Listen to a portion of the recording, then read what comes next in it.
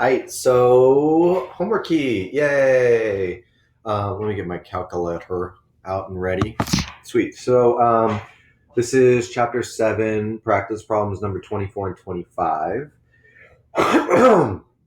And we start with a 6 kilogram, 0.6 kilogram particle with a speed of 2 meters per second at point A. And at point B, it has a kinetic energy of 7.5 joules. What's its kinetic energy at A and its speed at B? And then lastly, the total work done as it moves from A to B.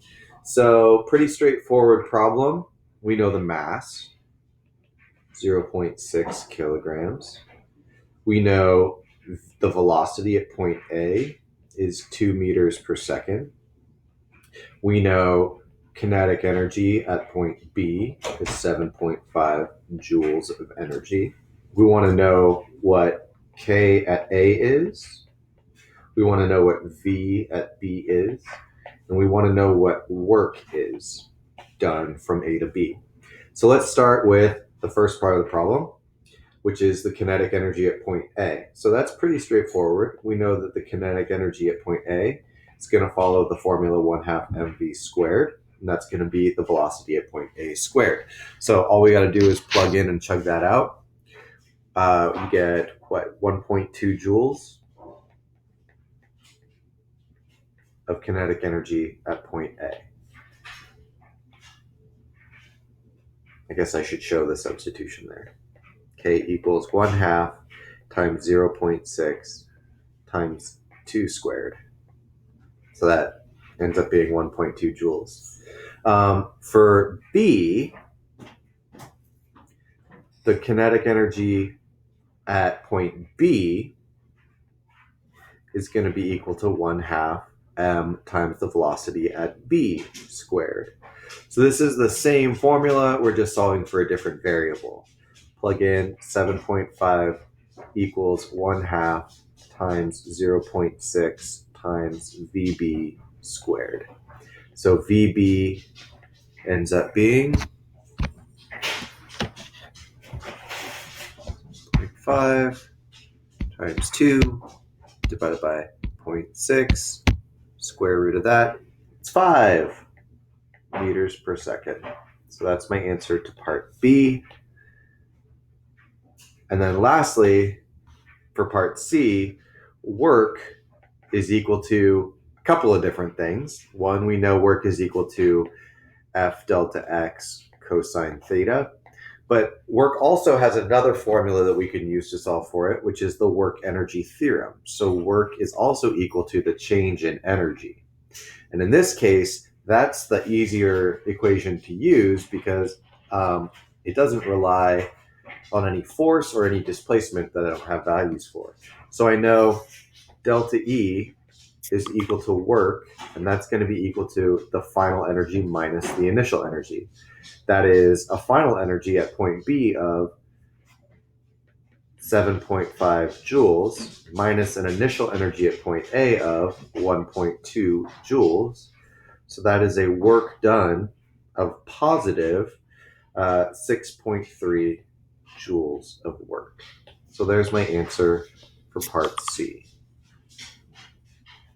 Huzzah! We're halfway done with this homework assignment. How great is that? You can ignore this bottom part for 26. I just couldn't cut it out and crop it out of my screenshot. So for 26, we are given a mass again, 0.3 kilograms, and we're given a velocity again, V equals 15 meters per second. We're wondering what its kinetic energy is. So again, that's just K equals 1/2 mv squared. So 0.3 times 0.5 times 15 squared is 33.75 joules of kinetic energy. Pretty straightforward. For part B, there are two ways to solve this. You could say the velocity for part B is going to be double the velocity from part A, which is going to be 30 meters per second. You could plug that in, you could solve it out, and you could get an answer. The answer in that case would be 135 joules. But there's maybe maybe not easier, but definitely a better way of thinking about this. So if we think about this in terms of the relationship between kinetic energy and velocity, K equals 1/2 mv squared. If I double the velocity, what is that going to do to the kinetic energy? Well, let's call this the original kinetic energy, the initial. K naught equals 1/2 mv naught squared. And then my new velocity, v, is going to be 2v naught. I'm going to plug that in to the equation again. So K equals 1/2 m times v squared. Substituting in, I get K equals 1/2 m 2v naught squared.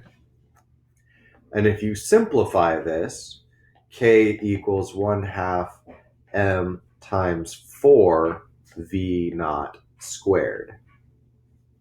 Because that squared distributes into both of these terms, which then in turn simplifies to K equals 4 times 1/2 mv naught squared. Where in this situation, 1/2 mv naught squared was my original kinetic energy. So 1/2 mv naught squared in this new expression is my original kinetic energy. The new kinetic energy is 4 times the original kinetic energy. So I can just do my final kinetic energy equals 4 times 33.75, which is probably easier to do on your calculator, and you still get the same answer of 135 joules. Moving forward, like if I was to solve this problem without making a key, I just know that because it's a quadratic relationship between kinetic energy and velocity, if I double the velocity, I'll be quadrupling the kinetic energy. If I triple the velocity, I'll be 9-tupling the kinetic energy. If I quadruple the velocity, the kinetic energy will go by a factor of 16, and so on and so forth. So you can apply that quadratic relationship without having to actually plug in and solve with the new formula again. And that was all for this homework. You are now done. Yay!